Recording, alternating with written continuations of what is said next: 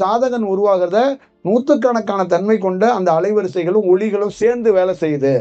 இப்போ நம்மளுடைய தியானத்தில் இருக்கிற வெற்றியை வந்து அதுங்களுடைய நாமளே வந்த மாதிரி அதுக்கு ஒரு உணர்வுகளை ஒரு ஃபீல் நினைக்குது. அப்போ ஒரு சாதகனும் தியானத்தில் வந்து செய்கிறது ஒரு பிரபஞ்சத்துக்கே கிடைத்த ஒரு சக்ஸஸ்ங்கிறாங்க. அந்த அந்த அந்த ஒளி வந்து அவங்க வந்து பிரித்து எடுக்கும்போது அந்த வெளிச்சம் வந்து அங்கே ரிஃப்ளெக்ஷன் ஆகுங்கிறாங்க. அங்கேயே ரிஃப்ளெக்ஷன் ஆகும் அப்படின்னா அது எவ்வளோ பெரிய எவ்வளோ பெரிய உயர்ந்த உன்னதமான செயல்.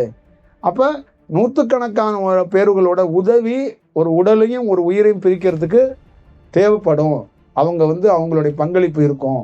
அதை வந்து அவங்க செலிப்ரேட் பண்ணுவாங்கங்கிறாங்க. அதை வந்து என்னன்னா ஒரு செலிப்ரேட்னா மற்ற மாதிரி நீங்கள் மாதிரி இல்லாமல் ஒரு மகிழ்ச்சியை ஒரு ஒரு ஒரு அலைவரிசையை வந்து உங்களுக்கு அமுச்சு வைப்பாங்க.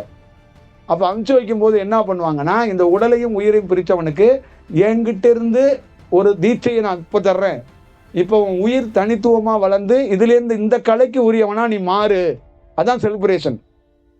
அந்த செயல் வடிவமாக நீ மாறி வளர்ந்து வா அப்படின்னு ஒவ்வொருத்தரும் இந்த மாதிரி தன்னுடைய கலையை வந்து அந்த உயிருக்கு கொடுப்பாங்க.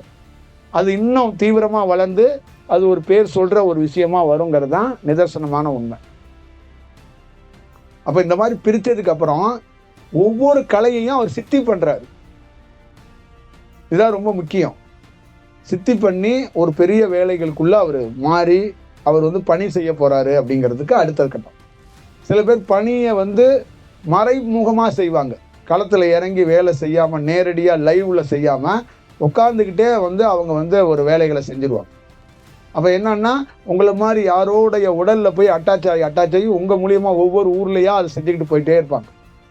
அப்போ நேர்முகமாக அவங்க உருவத்தை காட்டவே மாட்டாங்க. சில பேர் நேரடியாக களத்தில் இறங்கி பணி செய்வாங்க. இப்படி இருக்கு.